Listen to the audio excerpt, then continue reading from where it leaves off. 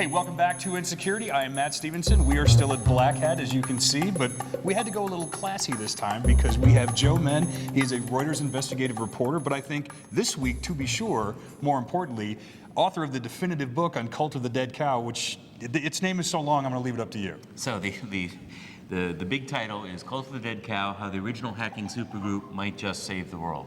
And of course, we're going to have all of that in subtitles so you can know where to look in Amazon for this.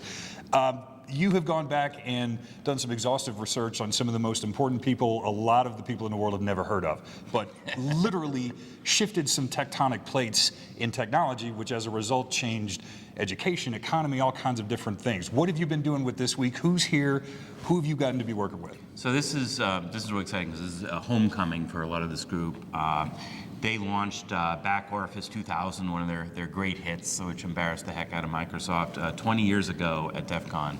And some of them actually have not been back since a couple years after that. Oh, wow. And I brought them back. I'm doing a panel at Black Hat with Mudge, Dill Dog, and Death Veggie, whose actual names I will give you if you need them. I prefer that those are their actual names.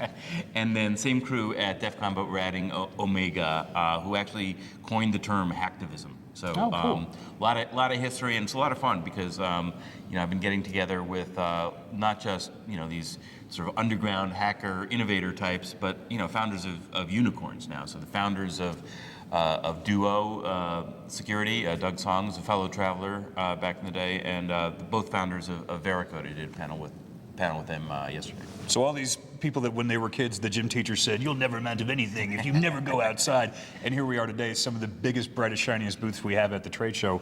It's coming out of the Cult of the Dead Cow. That's right. And it's cool that, they are, it's kind of about the roots, returning to the roots. I think you have multi-hundred billionaires hanging with their old school hacker friends because they share a lot of the same values, knowledge, sharing of knowledge, and helping people. And that's kind of been lost in a lot of the sort of security money chase and the hype, and it's all compartmentalized now, so you don't have as many folks that are learning, hardware guys learning from software guys, learning about political science and how the media works. And Cult of the Dead Cow was this this amazing, now 35-year-old group where they learned to deal with the media and with Congress and all this stuff to try and advance security.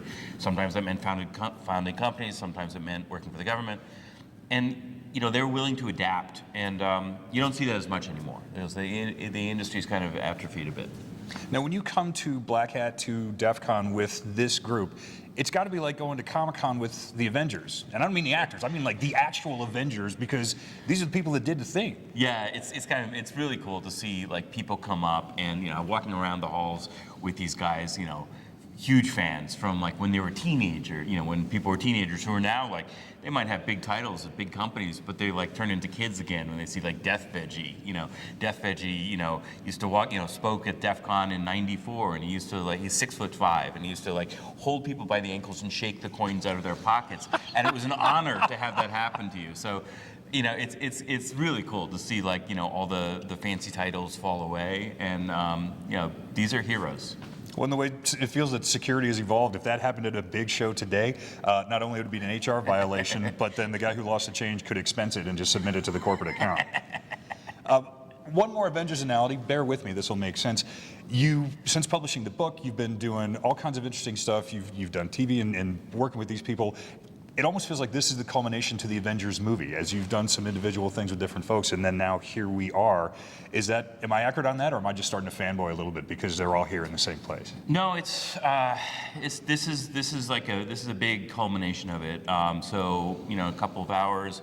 Got a panel with Mudge, who ran cybersecurity at DARPA for years, did secret projects at Google, founder of the frontman of The Loft, and leader of At Stake.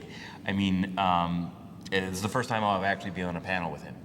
Obviously we've spoken a lot, but this is exciting. This is bringing it all together, people who haven't seen each other since the book came out.